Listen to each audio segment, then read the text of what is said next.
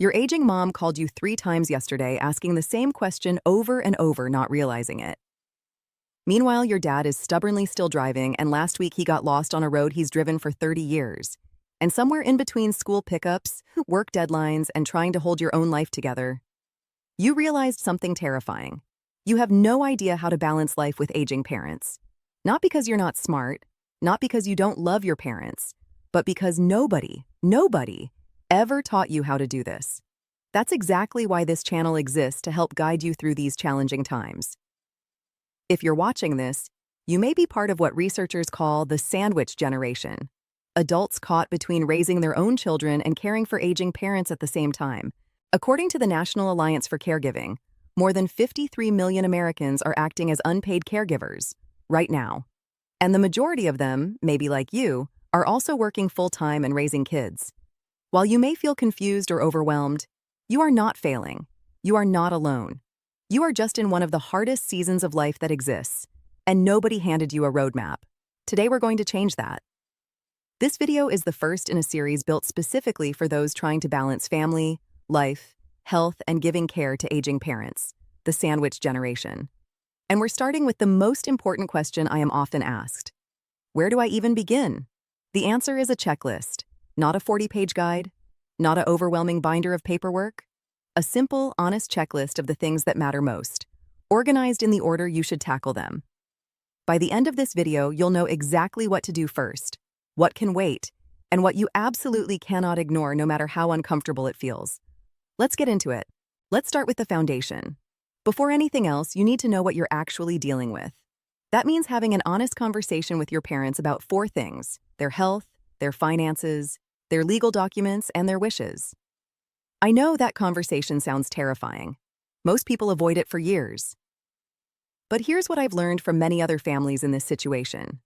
The families who have that conversation early, even when it's awkward and uncomfortable, are the ones who make better decisions and experience less conflict and carry less guilt later. The families who wait, who tell themselves there's more time, are the ones who end up making critical decisions in a hospital waiting room under the worst possible circumstances. So let's talk about what that conversation actually looks like. On the health side, you need to understand your parents' current diagnoses, their medications, and who their doctors are. You don't need to become their doctor, you just need a basic picture of what's going on, so you're not starting from zero in a crisis. On the finance side, you need to know, at minimum, whether they have enough income to cover their living expenses, whether they have savings, and whether they have long-term care insurance. You don't need account numbers. You just need a general sense of where things stand. On the legal side, this is the one most families get wrong. You need to know whether your parents have 3 documents in place: a power of attorney, a healthcare directive, sometimes called a living will, and an up-to-date will. If they don't have these documents, this is your #1 priority. I'll do a full video on each of these, but for today, just know that without a power of attorney, you may not be able to make financial or medical decisions for your parent even in an emergency, even if you're their child. This often surprises people, and the reality is, being someone's child does not give you legal authority over their affairs. A power of attorney does, so get this in place as soon as possible. If you don't have this completed yet, that's okay, but make it a priority now. On the wishes side, this is the conversation people avoid the most, and it's the one that matters most. Where do your parents want to live as they age? What does your dad think about memory care? What does your mom want at the end of her life? Remember, you don't have to solve all of this today. You just have to start the conversation, because the alternative, guessing, assuming, or deciding under pressure, is so much harder on everyone. Once you have that foundational conversation, the next item on your checklist is understanding what kind of care your parent actually needs right now, and what they're likely to need in the next 1 to 3 years. There's a big difference between a parent who is healthy and independent but starting to show early memory changes, and a parent who can no longer manage their medications, drive safely, or live alone without risk. The level of care needed determines everything else, and it determines whether you're looking at in-home help, assisted living, or memory care. It determines the financial picture, and it determines how much of your own time and energy is realistically required. A good starting point is something called an Activities of Daily Living Assessment, ADLs. These are the basic tasks of everyday life: bathing, dressing, eating, mobility, and managing medications. If your parent is struggling with 2 or more of these, That's a signal that more structured support is needed soon. You don't need a professional to do an initial assessment. You can observe and you can ask, and you can even have a conversation with their primary care doctor. And most doctors will give you a straight answer if you ask directly. Is my parent safe living alone right now? That one question can unlock an entire care conversation that needed to happen anyway. Now let's talk about the financial picture, because this is where most families get blindsided. The cost of care is significant. According to Genworth's Cost of Care survey, the national median cost of assisted living is around $4,500 per month. Memory care runs higher, often $6,000 to $8,000 per month. In-home care, depending on hours needed, can range from $2,000 to $6,000 per month or more. These costs can vary greatly depending on where you live and what your parent needs. Most families assume Medicare covers these costs, and that is not the case. Medicare covers short-term skilled nursing care after a hospitalization, but it does not cover long-term custodial care, which is the day-to-day help most aging parents actually need. So how do these expenses get covered? The answer is it depends. Your parents' own savings and income, long-term care insurance if they were fortunate enough to purchase it years ago, are two common ways to cover these expenses. And for families who meet the income and asset requirements, Medicaid, not Medicare, will cover costs.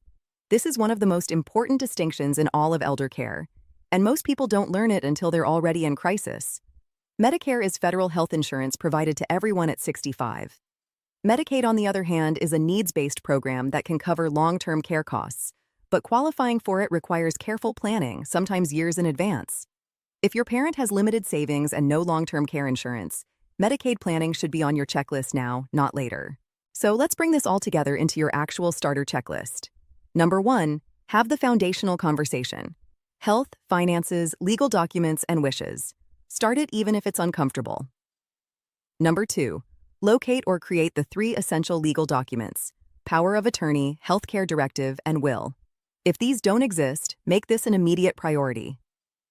Number 3, assess your parents' current level of care needs honestly.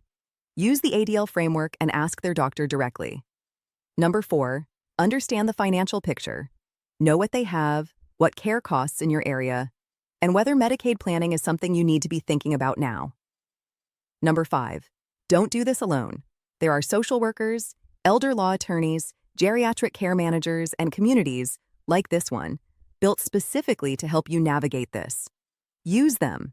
You now have a starting point, and that's what this checklist is. A starting point, not a solution to everything, but a map to the first 5 steps so you stop feeling frozen and start feeling like you have a direction. If this video helped you, the single best thing you can do is subscribe, because everything we covered today is just the beginning. Every week we go deeper on one piece of this journey: Medicare, memory care, difficult family conversations, caregiver burnout, end-of-life planning, all of it. And if you have a sibling who needs to see this, share this video with your family. This is exactly the kind of video that starts the conversation nobody knows how to start. And if you're just getting started and you want a free downloadable version of this checklist, the link is in the description below. Before you go, a quick but important note. Everything covered in this video is for general educational purposes only. It does not constitute legal, medical, or financial advice. Statistics cited in this video are drawn from AARP, the National Alliance for Caregiving, the CDC, the National Safety Council, the U.S. Department of Health and Human Services, the Alzheimer's Association, and Genworth's Cost of Care survey. Every family situation is different. Please consult a licensed attorney, physician, or financial advisor for guidance specific to your situation. I'll see you at the next one.